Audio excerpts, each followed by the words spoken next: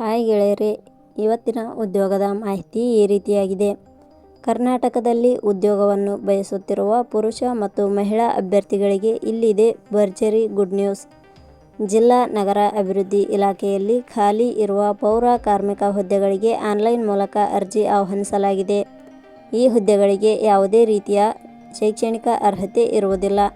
ಕನ್ನಡ ಓದಲು ಹಾಗೂ ಬರೆಯಲು ಬಂದಂಥ ಪುರುಷ ಮತ್ತು ಮಹಿಳಾ ಅಭ್ಯರ್ಥಿಗಳು ಅರ್ಜಿ ಸಲ್ಲಿಸಬಹುದು.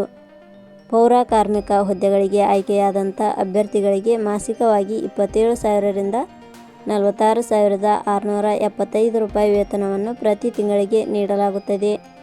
ಇದೇ ರೀತಿಯ ಉದ್ಯೋಗದ ಮಾಹಿತಿಯನ್ನು ಪಡೆಯಲು ನಮ್ಮ ಪ್ರೇಮ ಜಾಬ್ಸ್ ಇನ್ಫೋ ಯೂಟ್ಯೂಬ್ ಚಾನಲನ್ನು ಸಬ್ಸ್ಕ್ರೈಬ್ ಮಾಡಿಕೊಳ್ಳಿ. ಹಾಗೆ ಅದರ ಪಕ್ಕದಲ್ಲಿ ಬರುವ ಬೆಲ್ ಐಕಾನ್ ಮೇಲೆ ಪ್ರೆಸ್ ಮಾಡಿ. ನೇಮಕಾತಿ ಇಲಾಖೆ ಹೆಸರು ಜಿಲ್ಲಾ ನಗರಾಭಿವೃದ್ಧಿ ಇಲಾಖೆ. ಹುದ್ದೆಗಳ ಹೆಸರು ಪೌರ ಕಾರ್ಮಿಕ ಹುದ್ದೆಗಳು. ಒಟ್ಟು ಹುದ್ದೆಗಳ ಸಂಖ್ಯೆ ಜಿಲ್ಲಾ ನಗರಾಭಿವೃದ್ಧಿ ಇಲಾಖೆಯಲ್ಲಿ ಒಟ್ಟು 4 ಹುದ್ದೆಗಳು ಖಾಲಿ ಇವೆ. ಉದ್ಯೋಗದ ಸ್ಥಳ ಕರ್ನಾಟಕ. ಅರ್ಜಿ ಸಲ್ಲಿಸುವ ವಿಧಾನ. ಜಿಲ್ಲಾ ನಗರಾಭಿವೃದ್ಧಿ ಇಲಾಖೆಯ ಹುದ್ದೆಗಳಿಗೆ ಅರ್ಜಿ ಸಲ್ಲಿಸಲು ಬಯಸುವ ಅಭ್ಯರ್ಥಿಗಳು ಇಲಾಖೆಯ ಅಧಿಕೃತ ವೆಬ್ಸೈಟ್ ಮೂಲಕ ಅರ್ಜಿ ಸಲ್ಲಿಸಬೇಕು. ಹೆಚ್ಚಿನ ಮಾಹಿತಿ ಪಡೆಯಲು www.jobsexplain.com ವೆಬ್ಸೈಟ್ಗೆ ಜಾಯಿನ್ ಆಗಿ. ಶೈಕ್ಷಣಿಕ ವಿದ್ಯಾರ್ಹತೆ.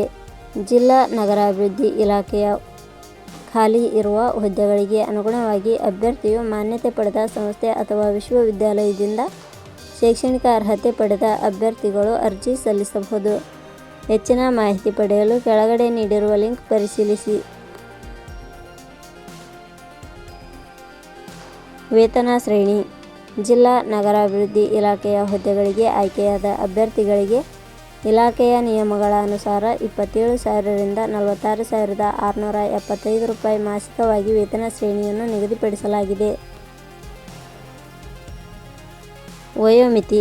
ಕನಿಷ್ಠ 18 ವರ್ಷ, ಗರಿಷ್ಠ 55 ವರ್ಷ ವಯೋಮಿತಿ ನಿಗದಿಪಡಿಸಲಾಗಿದೆ.